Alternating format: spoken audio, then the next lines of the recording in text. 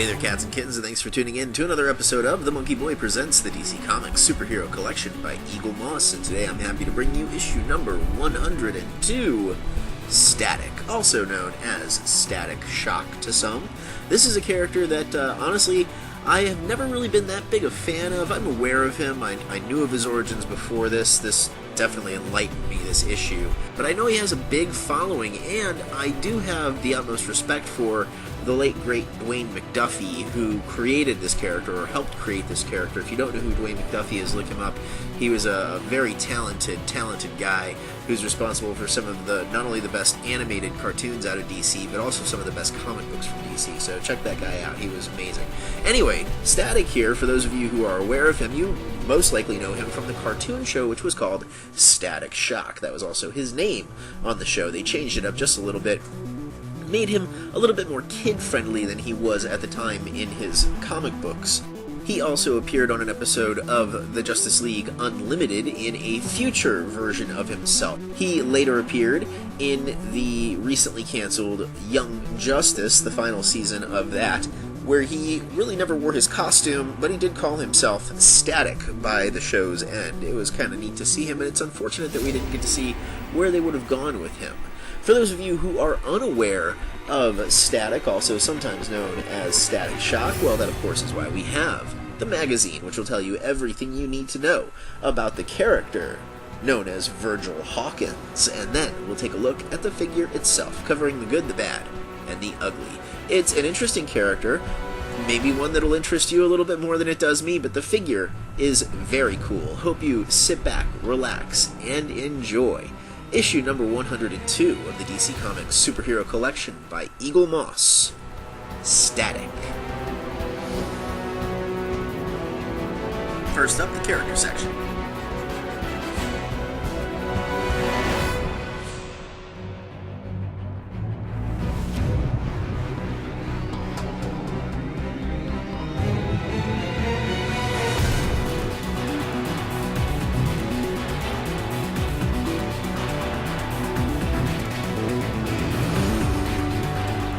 Where we're introduced to Virgil Ovid Hawkins, an intelligent and quick-witted young man who is considered geeky by most of his peers at the local high school in Dakota City. Tired of being picked on by the high school bully and local gang member Biz Money B, and hoping to impress the cute new redhead who just transferred to the high school, Virgil worked up the nerve to borrow a gun from his best friend Larry so that he could confront the thug and end his torment once and for all.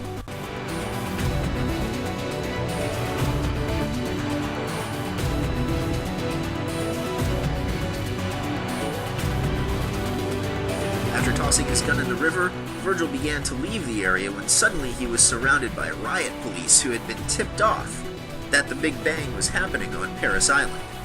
As he started to run, suddenly gas grenades were launched into the area, and everyone, including the police who were wearing gas masks, began to pass out from the effects of this green, noxious toxin. Virgil woke up to find himself surrounded by the bodies of those who apparently didn't survive the gas. Virgil was also approached by two hulking armored figures that tried to capture the teenager.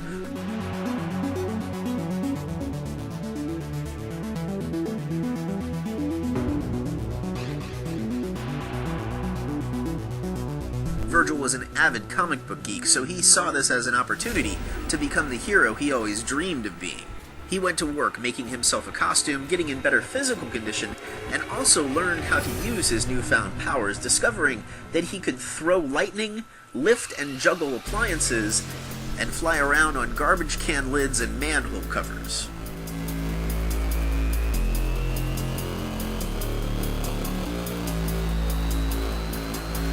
Come on, hit me.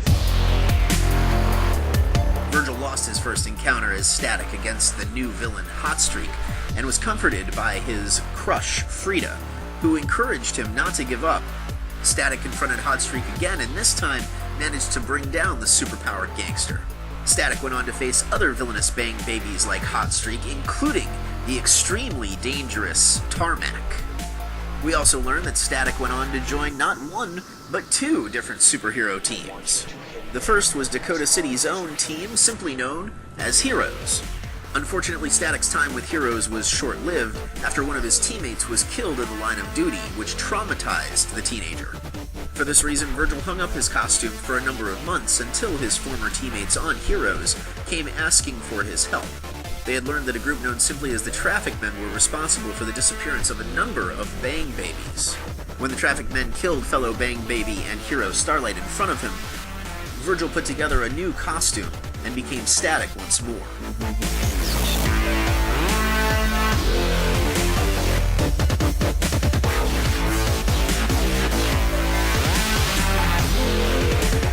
Static would go on to join the ranks of the Teen Titans alongside new members Kid Devil, Miss Martian, and Ravager, after Ravager rescued him from the clutches of the evil Clock King.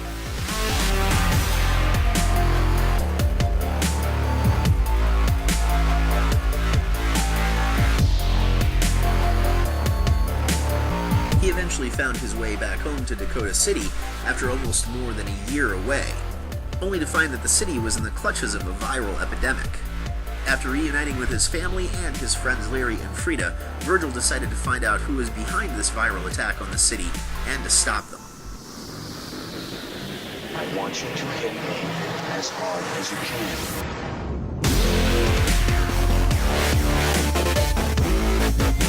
After the DC event known as Flashpoint, in which the Flash selfishly reboot the entire DCU, we learn that Virgil has his powers back and is still Static in this new DCU. We also learn that his powers are continuing to evolve and develop. After an encounter with a villain known as Virul, Virgil's arm was severed, but he used a magnetic field to reattach the severed limb.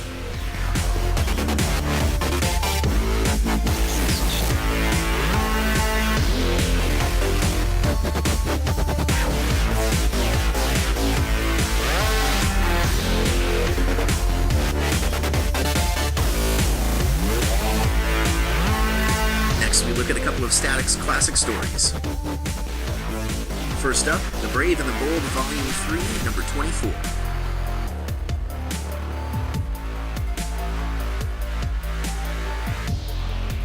And this straight-up action-adventure story takes place early on in Static's career, and it's one of his first team-ups, where he meets and fights alongside Justice League of America member Black Lightning. Black Lightning, of course, is Jefferson Pierce, who was at the time the Secretary of Education for then-President Lex Luthor. Jefferson was in Dakota City giving a speech at Virgil's high school when suddenly the villain Holocaust attacks.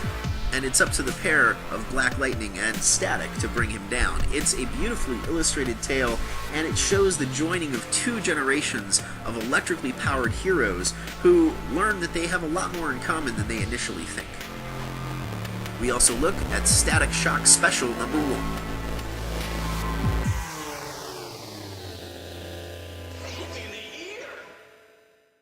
And this is a very gripping and dramatic story, ultimately, where we learn about Virgil's uncle, who had been sentenced to life in prison for a murder he didn't commit. After years of appeal, Virgil and his family are reunited with their long-lost uncle at a heartwarming reunion. Unfortunately, their happiness is short-lived after Virgil and his uncle are attacked by a Bang Baby as the two are out jogging. I really don't want to spoil what is a masterfully written, fantastically illustrated story all about love and loss, and is ultimately a loving tribute to the late, great Dwayne McDuffie. Static's Friends and Foes section features his family, his friend Frida, the evil Holocaust, and his teammates on both the Teen Titans and the Heroes. Finally, the iconography section takes a closer look at a few more electrically charged heroes and villains in the DCU. Starting with the dynamo of electrical destruction known as Powerhouse. In a possible dystopian future, a robot designated Lek 903 fights to protect humanity from evil and oppression as Electric Warrior. Assassin for hire and one of Tommy Moynihan, better known as the Hitman's greatest foes, the villainous Waterman. One of the Golden Age JSA's greatest threats, the lightning-charged Deathbolt. Superpowered twin brothers from Vietnam who went on to join the Teen Titans known as Thunder and Lightning. And lastly, loudmouth Leslie Mills, former radio shock jock from Metropolis, became a living capacitor and one of the Man of Steel's mouthiest villainesses as Livewire.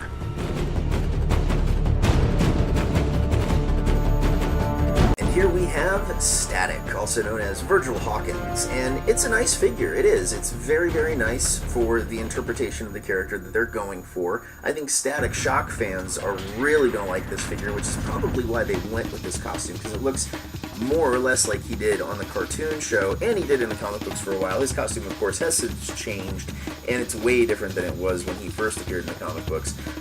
Great details, nice texturing. I really like the trench coat instead of a cape. I think it's a more modern sort of look for heroes, which is a cool detail to have on this guy. Love the metallic buttons on the back. His hands are pretty nicely done. Every finger has some detailing. This logo is nice, it's accurate. The head sculpt is also very impressive. I love the dreadlocks, the hair. There's great detailing all through there, which of course you'll see more of in the next section. A nice figure overall. I wasn't expecting a whole lot, and he is pretty impressive. I'll talk a little bit more about what I do like and the criticisms I have in the next section in a moment. Static stands atop the classic DC logo, and the underside of the base features his name and serial number. And so you can compare, here he is next to his friend and mentor, Black Lightning. And in a group shot with every other member of the Teen Titans that have been released as part of the collection so far. Static, also known as Virgil Hawkins, is a really nice figure, honestly, and this is coming from someone who, as I've said, is not the biggest fan of this character in the comic books. It is true to the character. I like the pose. It looks as though he's flying atop one of the manhole covers that is sort of like his signature, the way he flies around. The details are incredible, and I think if you're a fan of the character and of the Teen Titans, you should add him to your personal collection. We'll start with the good, and as I've said, I think the pose is really, really neat. There's very little wrong with it, although I do have a couple of minor criticisms that, of course, I'll get to in a little while. The paint is extremely nicely done. There's great textures, great details. The molding is especially nice on this guy, especially the head sculpt with the hair, the dreadlocks, is very, very well done. Starting at the boots, you can see the blue and yellow are very bright, nicely textured, and nicely done. There's not a whole lot of bleeding on him either. The pants aren't skin tight. They're not a latex type of material. They aren't snug against his skin. They're a little bit baggy, and I like the fact that the sculpt reflects that. It also has a great texture to it. The utility belt is nice. It's a yellowish gold metallic paint, too. It's not a bright yellow like the inside of the trench coat, which is another cool detail on the figure. I dig the two-tone of the trench coat. And the trench coat is a really cool design. It has nice wrinkles and folds like the metallic gold buttons on the back of the trench coat, and again, it looks perfect. The bright blue and the bright yellow, really well done, not a whole lot of bleeding. The hands also are a nice sculpt. Every finger has detail, every digit is sculpted. You do want to watch out for some bending and webbing. The hands are a nice glossy black with the gloves on them. They look cool, like it's about to cast some electricity off of them. The chest is also well done. I like the black t-shirt. It's a little snug, but not too snug. You see a little bit of definition, but again, it's loose and baggy like a t-shirt would be. He has the lightning bolt logo in that gold metallic, which is perfect, but it's a sticker, so it should be. And finally, the head sculpt looks perfect. It looks just like Virgil. I like the strong jaw. The teeth are showing. The skin texture and paint is really nicely done. I like the metallic silver of the mask. The hair with the dreadlocks are cool. They're a nice matte black, and you can see all the little details in there. Lots of loose strands of hair. It's not one big clump of hair. It has some individual pieces, which is a really awesome detail. And the goggles, too, are a nice detail up on his forehead. It looks like Virgil. He looks determined. He looks like a hero about to leap into battle. And overall, I think the figure is very nice. The bad. The only fanboy criticism I have would be the pose. I wish he had an electrical current going between his hands, sort of like Lightning Lad did. I think it would have been a nice touch and a cool way to show off the powers, but he's pretty nice as is. The only nitpicks I have would be the logo on his chest. While it's perfect, it should be. It's a sticker, and it would have been really easy to stencil on, so they lose a couple points for that, but it is nice. Also the hands, you want to check those. Mine are pretty okay for the most part, but the one hand has a little bit of gnarling, a couple fingers fingers are longer than they should be, it's something you definitely want to watch out for. Finally, the ugly. You want to check those hands if you have the ability to before you purchase to make sure they're not too badly gnarled or webbed or anything like that, but overall, he is a very solid figure. Overall, I really like Static, and I wasn't expecting to because, like I've said a few times here, he's not one of my favorite characters in the DCU, but if you like the Teen Titans and you want to expand their ranks, or you're a completionist like me, you should definitely pick Static up here. I think he is really, really cool. I dig the color scheme, I like the pose, he looks great next to his friend and mentor, Black Lightning. You can almost see the parallel between the two, which is maybe why I'm not the biggest fan of this character, because he reminds me so much of Black Lightning. But it's also really nice to have him if you're a Teen Titans fan. You can expand their ranks and you can see how big they're getting. They're rivaling their mentors in the Justice League. He's not for everyone. I think if you loved the cartoon show Static Shock, if you're a fan of Dwayne McDuffie, if you're a fan of the Teen Titans, you should pick him up, add him to your collection. If not, I could see why you would skip over him and sort of scratch your head wondering who this guy is. But me personally, like the figure, not necessarily a fan of the character, but I hope you are a fan of my reviews and that you have enjoyed this one. Issue number 102, Static. Please stay tuned for a quick teaser trailer of the next figure in the collection. It's time once again, everybody, for a special edition figure. This is one I know a few of you have been waiting for, and I'm glad you've been patient. I know it's been a while, and believe me, the special editions, since we're almost finished with the line here, are going to come a lot more often than they have, so I hope you enjoy that. This character is a villain, and since we've been doing so many Teen Titans, I think it's time we do one of the Teen Titans' greatest nemesis, a demon, and a relative of one of the Titans' core members. Please stay tuned for that quick teaser. As always, I am your host, the Monkey Boy, aka Jay to his friends. Thanks for watching.